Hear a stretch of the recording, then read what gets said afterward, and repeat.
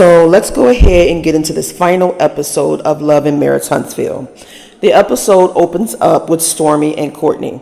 They meet for brunch, and Stormi is telling Courtney that she wants to plan a fish fry to mend the relationship between her mother and her Aunt Lisa. And she wants Courtney to accompany her. And of course, Courtney, in pure fashion, does not want to, and he doesn't. Okay, instead, she goes with her cousin Butter. I personally think that Stormi should stay out of this. I think it would be more effective if her mother and her Aunt Lisa decide on their own when they're ready to repair their relationship, because premature attempts at reconciliation can lead to further arguments and a further division. So she should give them the space to decide when and how they want to mend their relationship. I think it would be more genuine and then more successful in the long run. Stormi's mother feels a sense of abandonment, having taken on the responsibility of caring for both her mother and her father without the support of her siblings. So the weight of caregiving has left her feeling isolated and unsupported. And the challenges of caring for both your parents can be only understood by those who had to go through it and experienced it firsthand. So I do understand where Stormi's mother is coming from. And unless you had to go through with it, you will not understand. And I believe her dad had passed on. So now she is taking care of her mother again by herself, and she doesn't have the support from her siblings. At the fish fry, Stormi pulls her mother and her Aunt Lisa aside, and she wants her mom to express to Lisa what she wants. And she tells Lisa that she only wants one weekend out of the month to assist with her mother. Lisa said she don't have the time, pretty much. She said she is the only one that works, and she has a husband, and when she's off, she likes to get her rest and spend time with her husband. But there are other siblings. I mean, you can't give your mother one weekend out of the month. That's not too much to ask. You have one mother. Spend as much time as you can and stop putting her on the back burner, okay? Because when she passed on, God forbid, you're going to wish you could make up for the lost time. So, girl, give your mother some time. One weekend out of the month, girl, is not going to hurt you. And when her mother does transition in the afterlife, she's going to be the main one at the funeral talking about you miss her and you wish you could have spent time with her. So in the next scene, the Fletchers are having a back to school book bag drive. Melody shows up and she thanked them for the Houston trip. She said it was very successful, and she shares with them that Martell reached out to her and wants to meet up. It's another attempt for Martell to look good on TV, but at the same time being messy behind the scenes. So Melody was reluctant, but she does meet up with Martell looking gorgeous, okay? She was looking good, okay? And Martell has flowers on the table for her. He is on another gaslighting tour.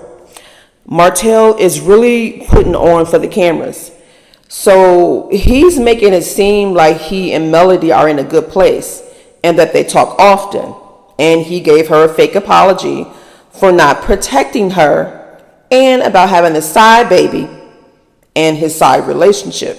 This is gaslighting 101, because coleslaw wasn't just a fling. This was a full-blown relationship that still exists today. And in the words of Cynthia G, girl, you got the same man Melody had. You don't have a better version of him. You have the exact same man, but worse. Okay, he doesn't claim you on TV. You still don't have the ring you were praying and wishing for. You have the broke Martell who can't even afford to feed his own damn kids. And Martell, why are you playing on our TV screens? Like, who do you think you're fooling other than Latisha and Kimmi, your cheerleaders? So Martell says to Melody that it is his hope that they can stay in a place of peace.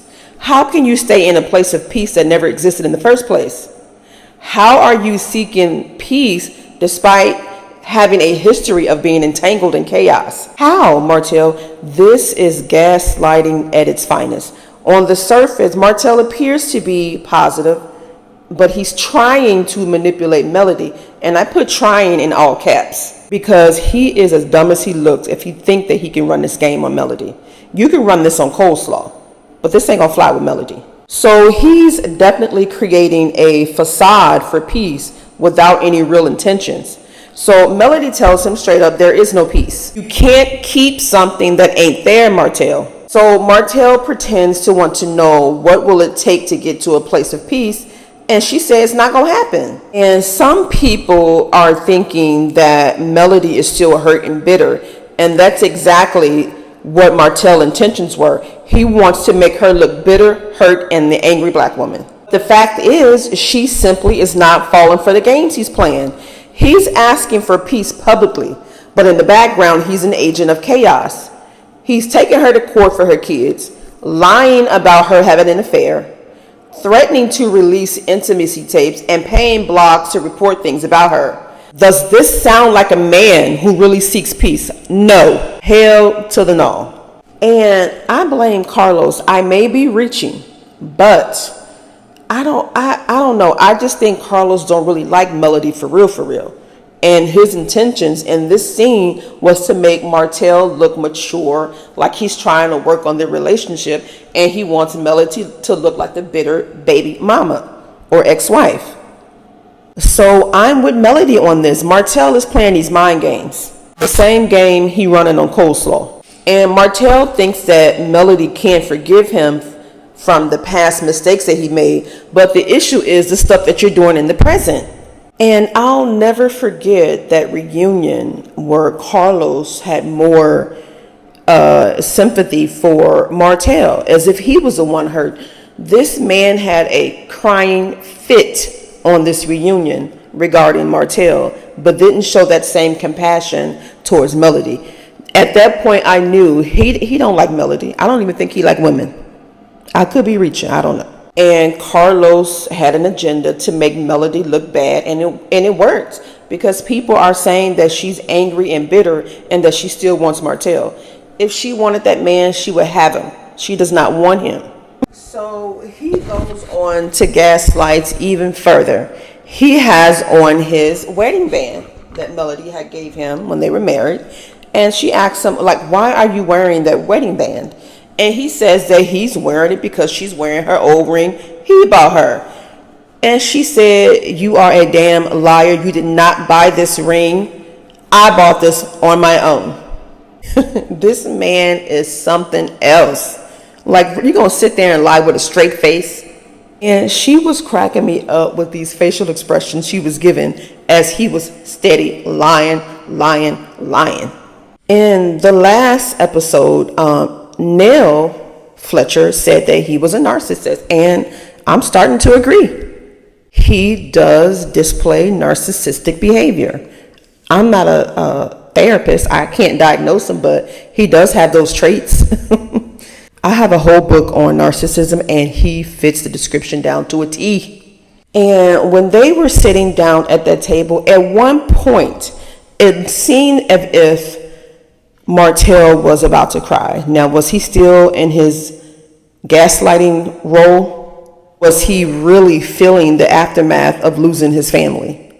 And let me tell you, when Melody said that he can keep those flowers and give them to the kids because it's inappropriate, because he's in a relationship and she is too, and after that she said that she had to go leave and take a flight, honey, he was triggered. He was pissed. So somebody said that Martell can't manipulate Melody anymore, so he tries to manipulate the viewers. Listen.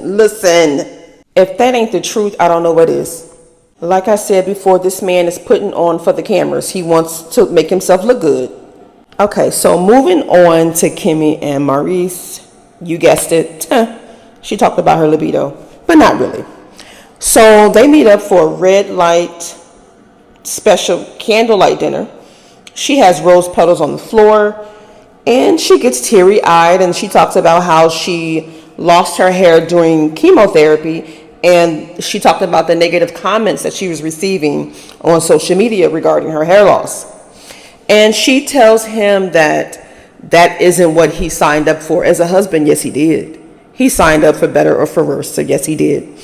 And she thanked him for hanging in there with her throughout her cancer treatments. And what else? She gave him a racy photo of herself. They finished the night off with Kimmi changing into her lingerie. And Maurice tells the cameras to bounce because it's about to go down. All right, so moving on to Marsau and Tisha. She is still waiting on Marsau to get her office built. She said that the kids starting school back. Girl, what? The kids are headed back to school, not starting school back. Maybe I'm wrong.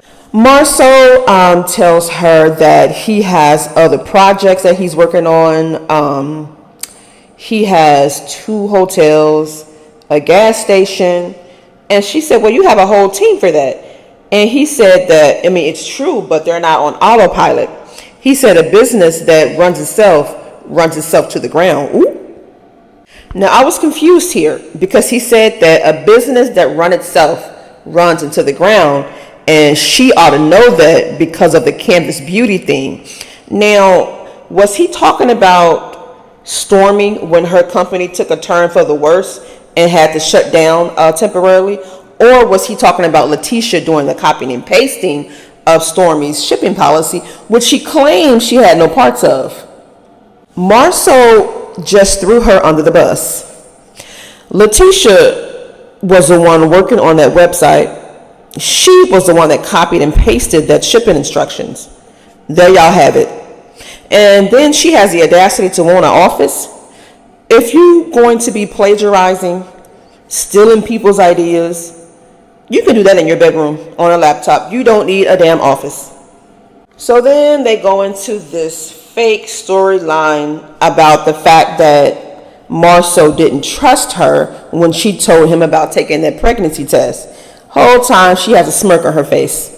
He asks her with a straight face if the viewers are going to buy it, if she stepped out on him, and she said, I can't answer that question for you. Giving him a taste of his own medicine. I mean, we all know it's for fake, but still. And that's the end of this episode. But honey, the reunion is supposed to be lit. Latisha, not Latisha, but Latisha comes activated. I mean, she let Stormi have it. But Stormi gonna get in her ass too, though. And then she comes out with these boxing attire on. Latisha, because you're doing too much. Girl, sit down. And before I head out, which I should have done in the beginning, I would like to give a huge thank you to my 300 subscribers. You are greatly appreciated. Thank you to my supporters. I thank you for every thumbs up, every comment, every subscribe, every thumbs down. I thank you for that too. And mid-January, early February, I will be doing a face reveal. Okay, you can finally see the face behind the voice, so look forward to that, or not. Some of y'all may like to see me on camera, others may think I shouldn't have turned it on. Anywho, look forward to that. That is all, y'all. Have a good day. Bye.